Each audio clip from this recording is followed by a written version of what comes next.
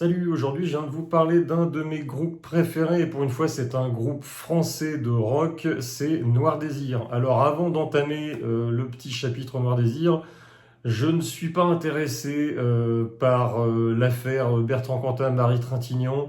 Je suis pas là pour faire de la polémique ou dans les commentaires si vous voulez en discuter, ça ne m'intéresse pas non plus. Je veux bien qu'on parle de Noir Désir et des influences dans les commentaires. Cette affaire-là, elle a été jugée. Quentin a fait son temps. Après, que des personnes n'aient pas envie d'écouter Noir Désir suite à ça, c'est leur droit, je respecte tout à fait. C'était juste la mini parenthèse. La polémique ne m'intéresse pas, je rentrerai pas dedans, sauf pour clore l'histoire du groupe, évidemment, à la fin, malheureusement. Donc, on va passer sur l'histoire qui est pour moi de ce qui est pour moi le meilleur groupe de rock français, bien loin devant Téléphone et Trust ou FL et autres, même si j'aime ceux que je viens de citer. Noir Désir donc, se forme dans les années 80 à Bordeaux, donc sous l'impulsion de Bertrand Cantat et Serge Tessoguet, qui sont rejoints rapidement par Denis Barthes. Il y a tout un tas de membres qui changent, je ne savais pas, j'ai regardé un peu l'historique. Il y a eu des membres qui sont passés, qui sont venus, Serge Tessoguet est parti, il est revenu, Cantat a lui-même quitté le groupe un petit peu, il est revenu aussi. Noir Désir au début c'était au pluriel. Et en fait ils sont repérés dans la formation qu'on connaît des débuts, donc avec Frédéric Vidalin à la basse. Et ils font un premier album, donc qui est vraiment un EP. Où veux-tu que je regarde? 6 titres seulement, mais quel titre?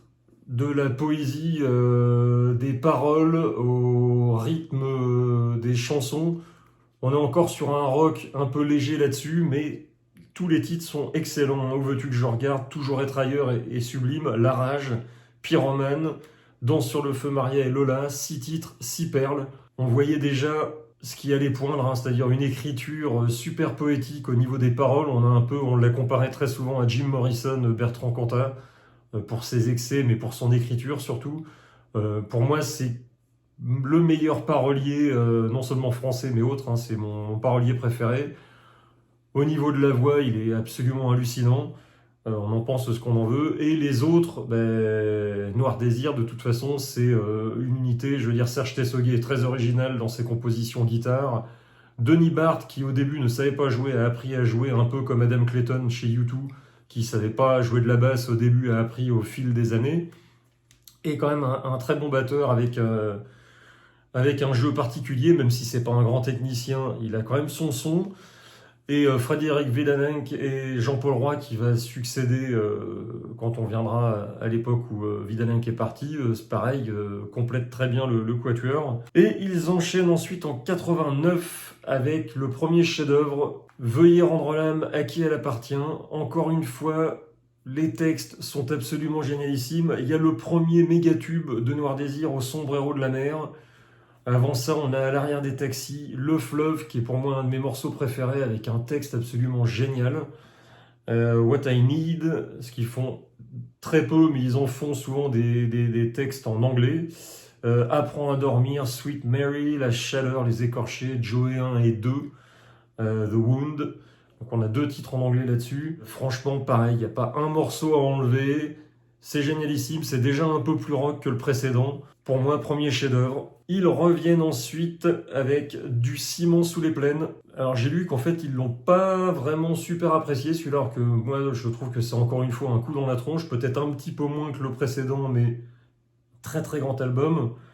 Et là c'est pareil, non non non, En route pour la joie, Charlie, Tu me donnes le mal est absolument génial, Si rien ne bouge, au rythme assez lent de Holy Economic War, tout l'or, la chanson de la main est complètement timbrée, Pictures of Yourself est très jolie, Les Oriflammes, Elle va où elle veut, superbe morceau, Le Zen et moi, morceau encore une fois complètement timbré, de Chameleon, Hoodoo, mini morceau, 43 secondes, mais franchement, encore une fois, pareil, l'écriture ciselée de Cantat, c'est beaucoup plus rock que sur les 2 précédents. Ils ont moins aimé parce qu'ils ont eu moins de temps pour préparer, ils ont dit que les morceaux étaient moins affûtés, mais franchement, moi je trouve l'album absolument génial, encore une fois. Et ils enchaînent ensuite en 92, alors l'album qui me les a fait découvrir moi à l'époque, j'étais au lycée, avec Tostaki, et là, la baffe, littéralement, la grosse baffe rock qu'on n'avait pas eu depuis très très longtemps, d'ailleurs l'équivalent, moi je le vois pas, ni chez Téléphone, ni chez Trust. Là, c'est pareil, encore une fois, de toute façon, le lyrisme de Kanta, l'efficacité de Serge Tessoguet, Denis Barth et Vidalin qui à la base, c'est absolument génial. On a un petit peu plus de morceaux en anglais, là, Here It Comes Slowly, très rock, ici Paris, Oublié, Alice, One Tree Point Nose, Tostaki, qui est le tube qui a ouvert l'album. Marlène, sublime morceau, les paroles sont absolument hallucinantes là-dessus. Johnny Colère, 7 minutes, Sober Song, It Spurts, Lolitani en bloc. Pas un mauvais morceau, chef-d'œuvre ultime. Pour moi, c'est mon album préféré de Noir Désir. Maintenant, je les aime tous. Je trouve que ils ont fait que des grands albums. Et celui-ci, pour moi, c'est le meilleur. C'est La Baffe. C'est celle qui me les a fait découvrir encore une fois au lycée. J'avais un pote qui m'a fait découvrir Veuillez rendre l'âme à qui elle appartient. Et ensuite, ça passait sur les ondes. Je suis devenu fan absolu de Noir Désir avec ça. Vraiment, album génial, sublimé dans un très bon live, Dies Irae, où là, on a les morceaux en version plus rapide, plus rock, plus heavy. Je me demande encore comment Kanta arrivait à chanter. Bon, il s'est pété les cordes vocales plusieurs fois. Il avait été opéré, il avait des nodules. Il a dû prendre d'ailleurs des pauses une fois. Je crois qu'il a pris une pause quasiment d'1 an pour reposer sa voix, tellement il l'avait usée. Ça se comprend quand on écoute les lives. Hein. Le mec est absolument hallucinant au niveau de la voix. Et là-dessus, donc, on retrouve les meilleurs titres qu'on avait avant, avec I Want You, une version des Beatles. Alors, si on ne sait pas que c'est des Beatles, vu la reprise vénère qu'ils en font, faut le deviner. On a Long Time Man aussi, qui est excellente là-dessus. Une reprise, je crois que c'est Nick Cave. C'est voilà, un album live. Si vous aimez pas les lives, écoutez quand même ça mérite vraiment d'être écouté. La Rage et mille fois. Il y a des morceaux qui sonnent mieux qu'en studio. La Rage étant un de ceux-là, pardon. Et après les autres sont tous de toute façon au moins excellents. L'ami Frédéric Vidalin va se brouiller avec Bertrand Cantat. Il évoque des différents artistiques et humains. Il se brouille avec lui et c'est le technicien des guitares qui se propose en remplacement et qui est pris, donc Jean-Paul Roy.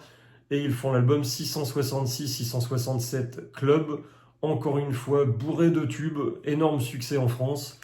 Et là, c'est pareil, hein, donc du morceau éponyme, on a ensuite Fin de siècle, Un jour en France, À ton étoile, Ernestine, Comme elle vient, un des morceaux les plus vénères, absolument génial là-dessus, Prayer for Wanker, Les Persiennes, L'homme pressé, autre tube génialissime, Lazy, génial, à la longue, Septembre en attendant, peut-être pas un chef-d'œuvre, mais un petit bijou quand même, superbe album. Et ils reviennent avec le dernier album studio, malheureusement avant le drame qu'on connaît tous et que je ne reciterai pas, donc en 2001, avec Des visages, des figures. Album beaucoup plus bizarre. Alors cette fois-ci, ils avaient envie d'ailleurs, donc ils ont enregistré loin de Bordeaux, ils ont enregistré dans plusieurs villes, dans plusieurs pays pour trouver d'autres sonorités, comme disait Serge Tessoguet, d'autres façons de jouer, d'avoir un plaisir de se retrouver, de ne pas tomber dans une espèce de routine. Et ça s'entend parce que l'album est beaucoup plus posé, beaucoup plus calme, mais va beaucoup plus loin dans la recherche de sons, dans l'expérimentation. Donc on a des titres vraiment particuliers qu'on n'a jamais entendus. Hein. L'Enfant Roi, Le Grand Incendie, Le Vent nous portera, qui est fait avec Manu Chao à la guitare, hein, en partie d'ailleurs. Des armes, d'après Léo Ferré, L'appartement, Des visages, des figures, Son style 1, son style 2, À l'envers, à l'endroit, Lost, qui pourrait être ce qui ressemble le plus à du Noir Désir, hein, le morceau le plus vénère de l'album, Bouquet de nerfs, L'Europe, donc des textes assez poétiques encore une fois, assez engagés toujours. Alors après, L'Europe, je suis pas forcément fan, hein, le morceau fait 23 minutes 43, donc pour moi c'est comme le précédent, c'est un très bon album. Après, il y a des trucs que j'aime plus ou moins dessus. Bon, L'Europe étant le morceau dont je suis pas vraiment fan, mais À l'envers, à l'endroit est sublime, Bouquet de nerfs, pareil. Hein, Le vent nous portera, qui était très différent de ce qu'il faisait avant, qui revenait un peu sur les sons qu'on avait sur Veuillez rendre l'âme à qui elle appartient. Mais vraiment, très bel album. Et malheureusement, après, le drame arrive et Noir Désir devait se reformer après la libération de Kanta. Donc avant qu'ils soient incarcérés, ils étaient en train de préparer en public donc un autre live où ils avaient fait des réorchestrations de leurs morceaux, hein. On a des morceaux qu'ils avaient fait donc en live avant le drame, hein, où on a des réinterprétations des titres. Donc on a des versions bizarres de Tostaki et autres. L'album est vraiment sublime, mérite d'être découvert. Et après, bon, le drame arrive, ils essaient de se reformer.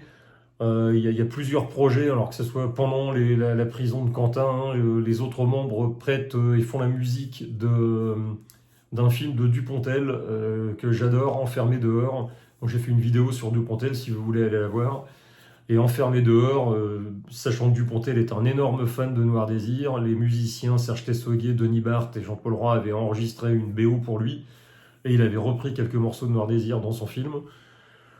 Et il y a des projets, ils font un ou deux morceaux, quelques reprises et autres quand t'as est libéré. Et bah, après, c'est le split, hein. Serge Tessoguet s'en va en disant que voilà, pour raisons humaines et artistiques, il ne veut plus être dans Noir Désir. Le groupe split et on perd le plus grand groupe de rock français. Et ils partent tous les uns les autres dans des projets divers, hein. Je crois qu'ils ont fait des albums solo, ils se sont reformés dans différents groupes. Quentin en particulier est en train d'enregistrer, ça va sortir le deuxième album avec le groupe Détroit. Le premier album était très bon. Après voilà, bon, je peux comprendre les gens qui ne poursuivent pas les écoutes et autres parce que l'affaire était quand même assez sordide. Après voilà, je rentrerai pas dedans. En attendant, on a perdu quand même pour moi le groupe majeur du rock français, bien loin devant Téléphone, même si j'aime énormément Téléphone et qu'ils ont contribué évidemment au rock de notre beau pays, et Trust également, mais on a encore des groupes, hein. On a eu Chaka Ponk qui était un mélange un peu de rock électro et de très très gros rock, et qui sont en train d'arrêter d'ailleurs, hein. Je crois qu'ils ont fait leur tournée d'adieu là. On a Eiffel qui continue, mais on a deux trois groupes comme ça, mais aucun pour moi n'a été aussi haut que Noir Désir, que ce soit dans l'expérimentation musicale, que ce soit dans la beauté d'écriture des textes.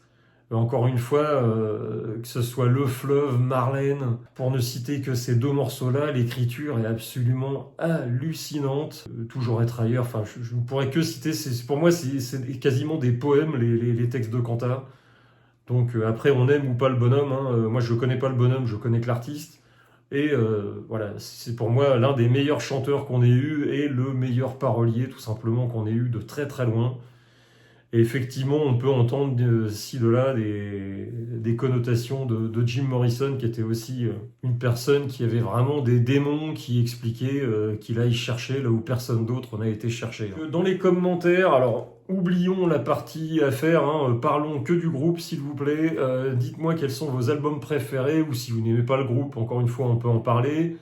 Encore une fois, je ne souhaite pas avoir de commentaires sur cette affaire. Je ne suis pas là pour enrichir la polémique. Il y a suffisamment de polémiques autour de Bertrand Cantat et autres là-dessus.